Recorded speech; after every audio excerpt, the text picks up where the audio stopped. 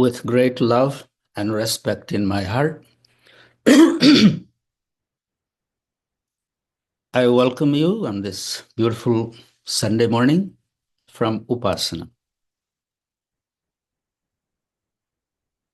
Before we begin today, let's just take a moment to arrive and settle down. So wherever you are, just pull your spine straight, open your shoulders,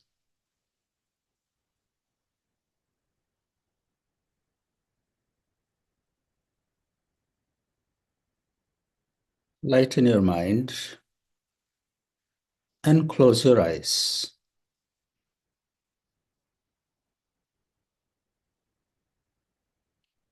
Invite that peace, calming, cooling sensation in your eyes.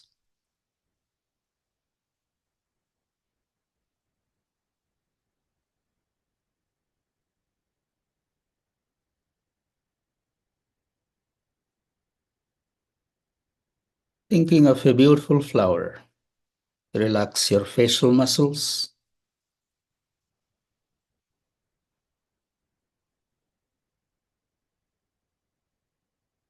relax your neck, shoulders, spine, softening the belly. Get grounded, grounded.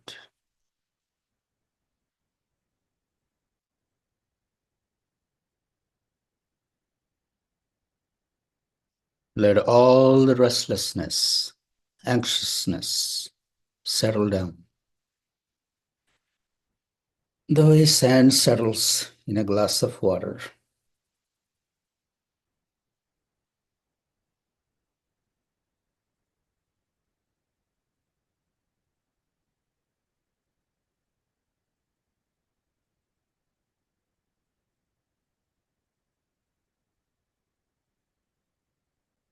Let the breath flow in and flow out on its own.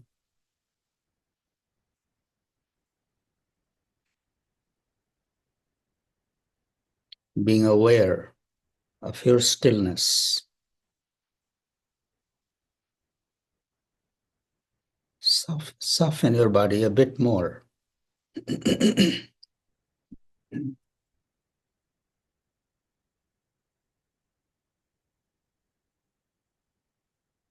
There is a feeling of opening from inside, opening, and everything settling down.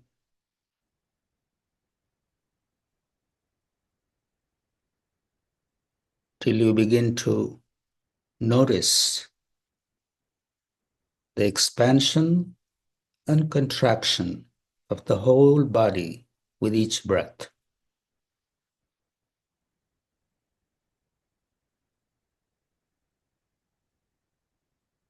Not only the lungs, the whole body is expanding and contracting with each breath.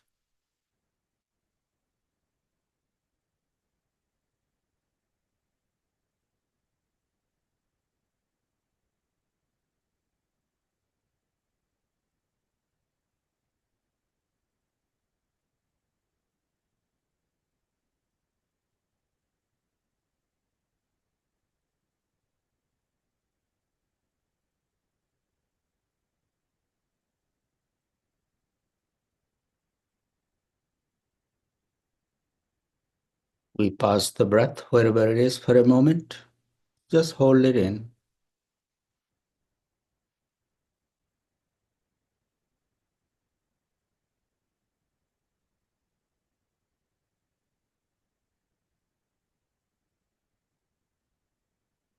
And release before you begin to stress.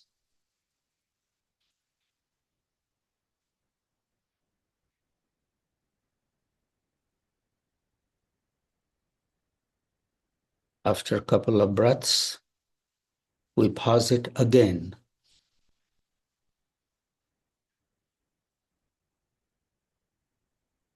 With the breath paused, can you still imagine your body expanding and contracting at the same rhythm? Breathing without breathing.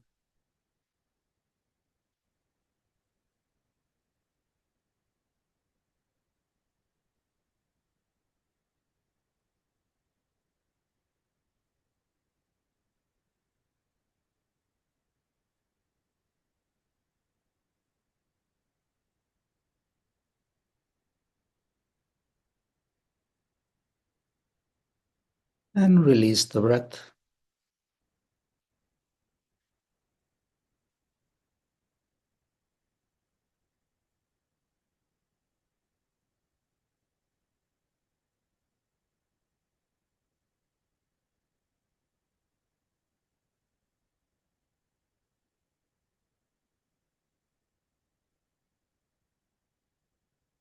Pause the breath again. Continue to breathe with the whole body without using your lungs. Expansion and contraction.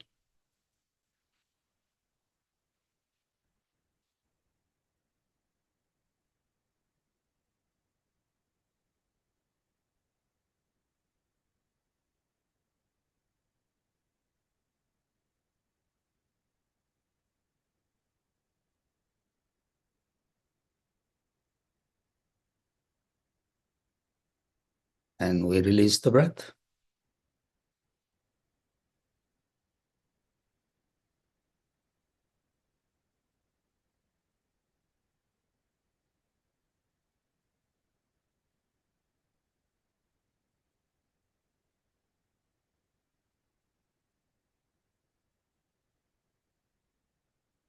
Slowly we open our eyes.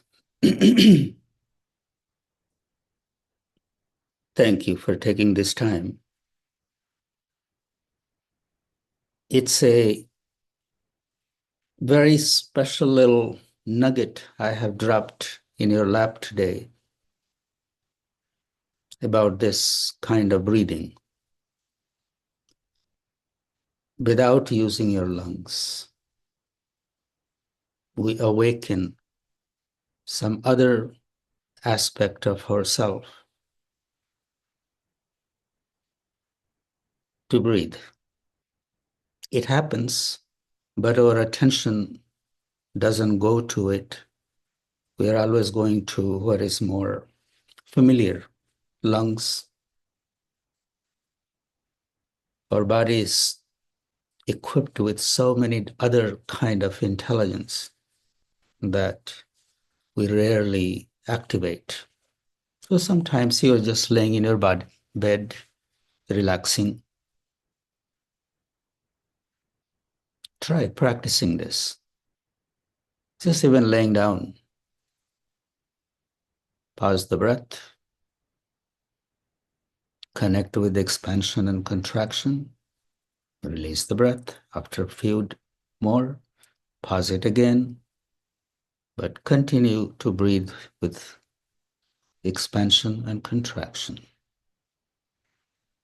Once you become familiar with it, you'll begin to really enjoy it. Just got back from my 3-month-long trip to India.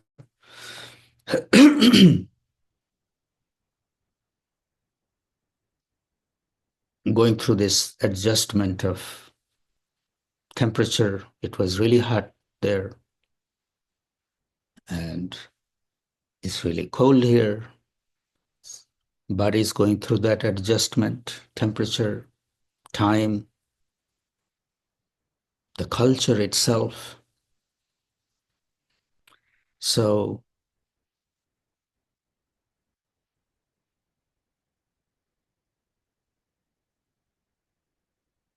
still in the middle of jet lag, but it's good to see you.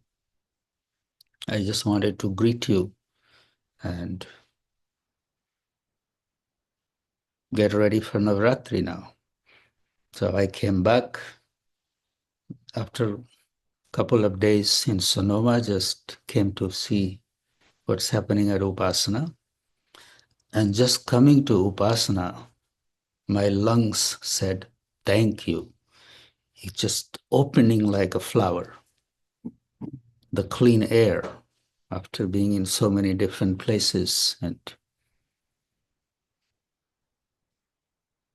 we're so blessed, really, truly, to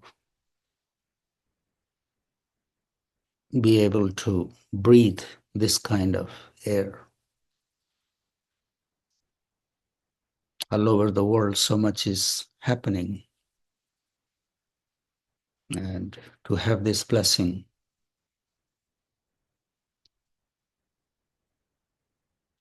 feel very grateful.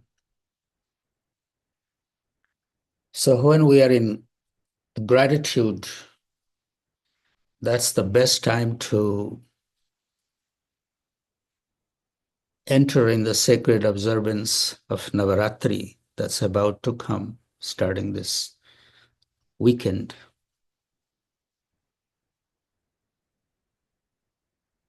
What is Navratri?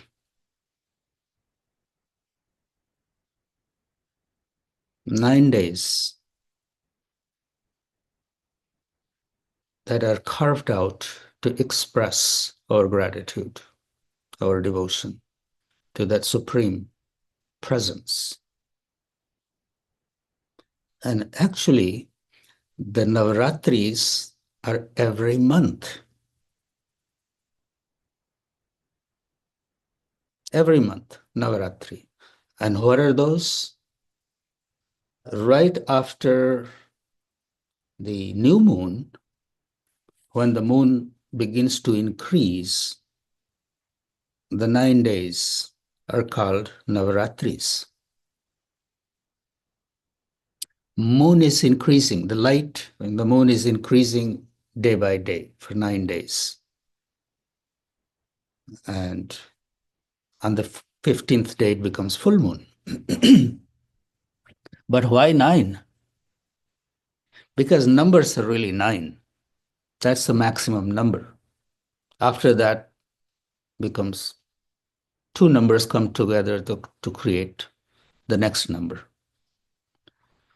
So what this really symbolizes, why 9? Because that's the highest number. So may all our days of our life be in the remembrance of the sacred, in the remembrance of that supreme presence. May we live a life in gratitude.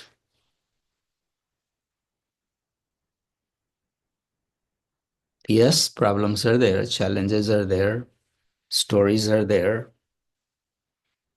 The moment we forget to be grateful for all the blessings in our life, the moment we forget to be grateful,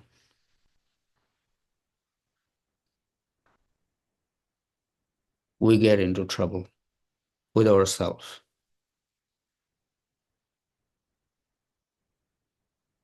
So whenever we are feeling overwhelmed or being a victim or things not being right, if we are able to just pause, take a step back, take a deep breath, and think about things in our life to be grateful for, that saves us from that. Now,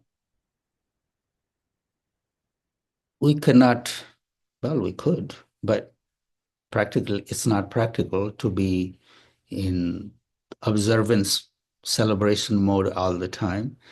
So twice a year, the spring and fall, are carved out and they're called Navaratris. So this is the springtime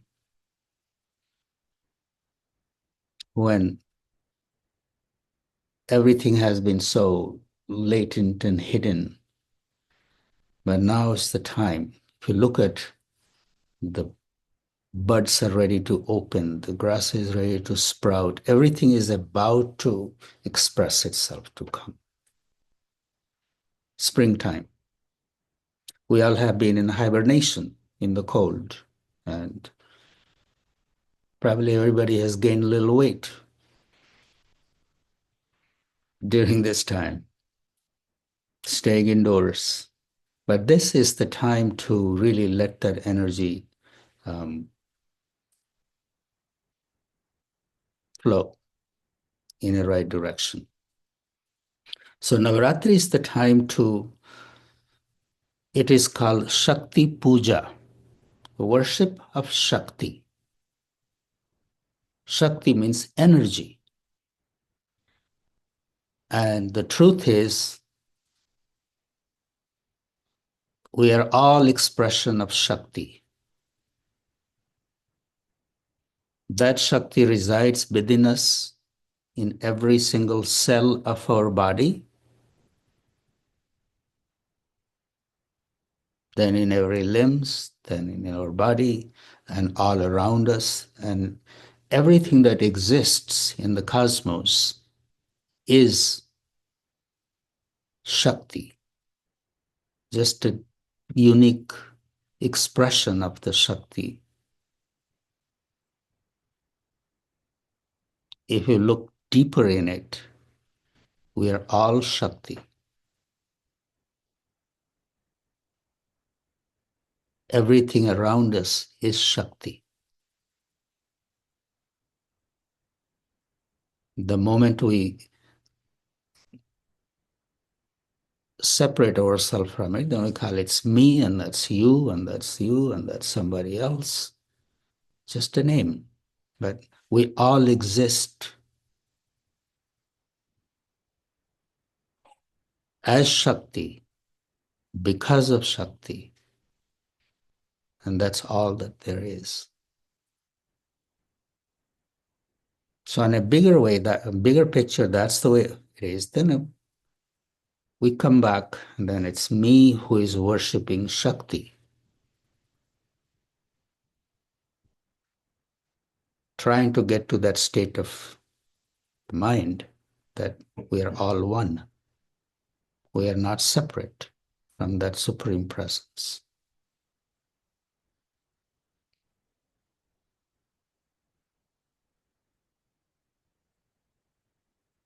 That's the goal. And even for a moment, if we connect with that feeling,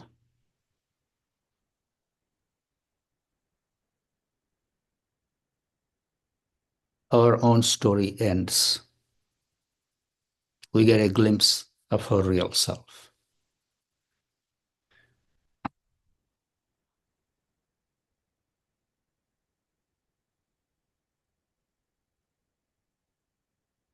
So now, Navratri, how do we enter in this observance? First of all, we have to be in the remembrance of that these 9 days are going to be special. They are special, but first I have to give myself permission to take him to be special.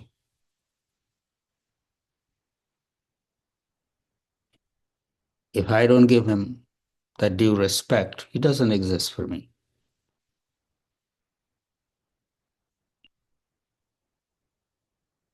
So I have to be able to carve out those 9 days from my usual distractions and do whatever I can. If you want to need little rituals to strengthen that thought, then the ritual is in during Navratri, Sankalp. Sankalp. Sankalp means making a determination with a ritual. And that is taking a flower, a pinch of rice, a drop of water in your hand, touching it to your heart and just making a promise to yourself that during these 9 days, I'm going to do such and such thing to stay connected with my divine self.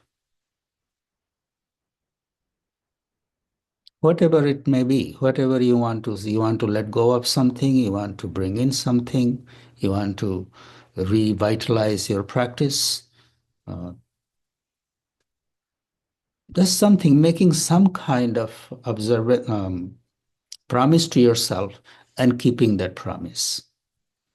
Leave that flower on your altar, on your puja place. Right after the Sankalp, you have entered the mode of Navratri. In the ashram, if you have received a mantra, the usual thing is people make a Sankalp that during Navaratri, I will do certain number of jap, certain mala jap during Navaratri. Usually, depending on your age, whatever your age is, you do that many mala every day. After 50, you get a discount. So after 50, you start coming down. If you are 60, then you do only 40. If you are 70, you do only 30. If you are 100, you don't need to do anything. Just be happy. So, see, there is a value, there is a benefit in getting old. It's not to say, oh, I'm getting old. Just say to yourself, oh, how grateful I am getting old. I have to do less. See, life is simple. You have to just tell yourself, I have to do less. But I have seen people getting old and they want to do more. They want to prove something that they're still getting. Be kind to yourself.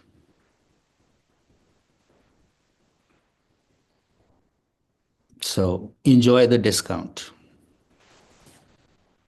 Do less.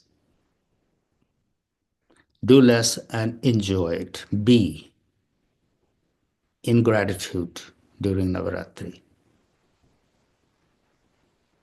Lots of things that we do that we get busy with, if we could just take a step back from it, think it over. If the mind is still flowing that way, think it over again. After 3 stops, you will see, you realize that you do have the choice to do it or not do it. Anyway, I was talking about how to get in the Navaratri mode. So you have carved out time, minimize the engagement from the world. I have taken on a Sankalp and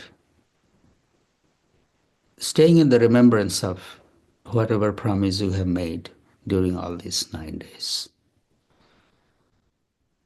Now, Navratri is the time to connect with that Shakti self, which is constantly flowing out through our senses. Eyes, ears, mouth, taste, touch. During Navaratri, we minimize our engagement in the world with our sensory organs. Think about that.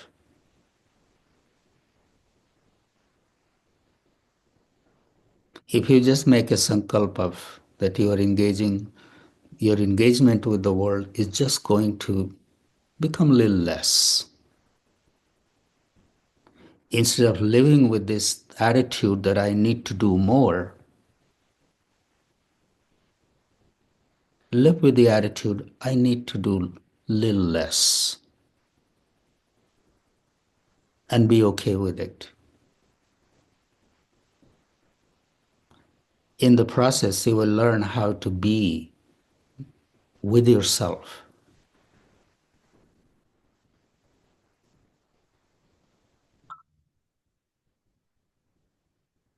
Usually,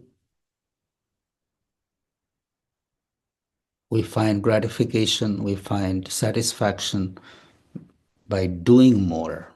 It's about by doing less and being. And what you do while you are in that time of being. Mind wants to attach itself to something that's moving. What do you do? It will still like to attach, it still attaches. That's where the meditation comes in. Be with your breath, be with your mantra.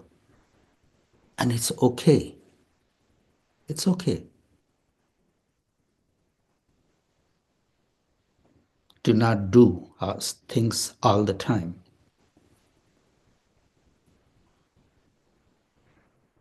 I could go on speaking on Navratri on so many different levels, but today I just wanted to remind you that look at the date of the new moon, and from that day on, for 9 days, look at your calendar and see if you can free it up a little bit and have a little time for yourself. And in that free time, look at your practice. Can you increase it a little bit more? And if the mind says, I can't, say, I can. You can. You have to just give yourself a little permission. I'll speak more on Navratri maybe a couple more times this week just to get everybody up to speed. And I give myself a little time to get out of the jet lag and go out and take a little stroll. It's so wonderful to see you. I greet you all, and we'll be in touch again soon. Thank you all. I would love to hear if anybody has anything on their mind. Otherwise, I'll speak more on Navaratri, so don't worry. And we'll go a little bit more in the depth of Babaji. the observance. Good morning, Babaji. This is Carl. Good morning, Carl. Where are you? Where are we seeing? In San Luis Obispo, at my house. I was wondering if you could comment on the in-between breaths a little bit and the what that touches. Hamsa, Hamsa, Madhya mein, Param Ramya Asthan. Got it? Of course. Between hum and sa, inhalation and exhalation, there is a beautiful space. And that is the space where yogis try to dwell. And that really reminds me, Carl, thank you. We just came out with Vivek Sar, the essence of discernment, a beautiful, beautiful ancient text by Baba Kinaram, the founding father of our lineage. And we just translated it. I translated it with Dr. Bettina Baumer. She's a living legend, actually, scholar of Kashmir Shaivism and lives in Banaras. She's from Austria, but she has been living in India since she was 20. Now she's 86, 87. It's a beautiful work on Vivek Sar. And there is this line that I quoted from Hamsa Hamsa Madhyame Paramaramya Sthan. So you have taken the breath in, breath goes out, it's automatic. But a yogi tries to pause either after inhalation or exhalation, and dwells in that space without stressing, without looking for the next moment, just to be able to be in that space where the breath is neither coming in nor going out.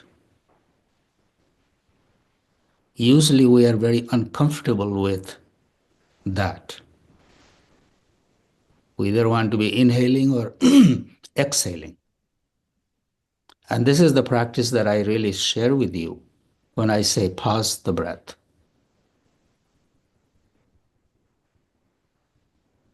So, you have seen that movie Karate Kid? Yes, of course. Wax on, wax off. Exactly. So, you think you're not doing the deeper meditation, but by doing these little practices that I share with you, you are connecting with something higher, and someday you'll be able to take the leap. Yeah. I've been practicing pausing in the inhale and then at the exhale while I'm doing my malas. Good, good. Go with it. That's quite interesting. Hmm. Remember, mala, you have mantra. So mantra is the mitra, your friend. And there are so many different ways to be with a friend.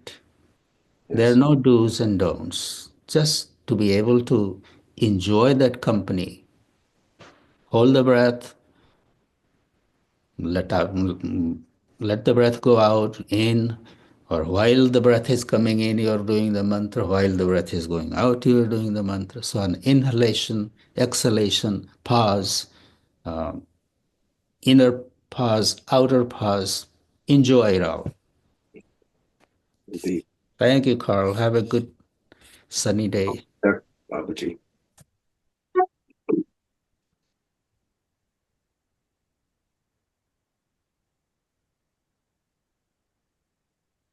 I'm just looking at you all. Not going to call you by name, but I see your smiles and your happiness. And my prayers, blessings are together with your loved ones. May you stay smiling. Thank you all.